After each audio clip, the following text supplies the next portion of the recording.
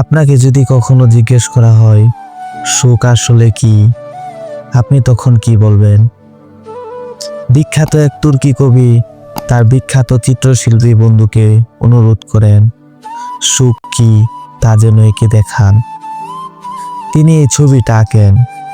একটা ভাঙা খাটের ছোট বিছানায় শান্তিতে ঘুমাচ্ছে একটি বড় পরিবার।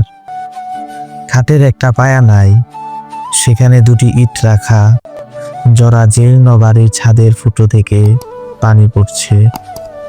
ওখানে তাই ছাতা রাখা। বাড়ির কুকুরটিও বিছানায় শান্তিতে ঘুমায়। কপাটবিহীন জানালায় পাখি বসেছে। মুরগি শিয়ালে নেবারও দুর্ভাবনা নেই। ছবিটা দেখার পর মনে হলো সুখ মানে সমস্যা না থাকা নয়, কষ্টের পরিস্থিতিকে স্বাচ্ছন্দ্যে মেনে নেওয়ার মধ্যেই সুখ। যা আছে তা নিয়েই খুশি থাকি, শান্তিতে ঘুমা।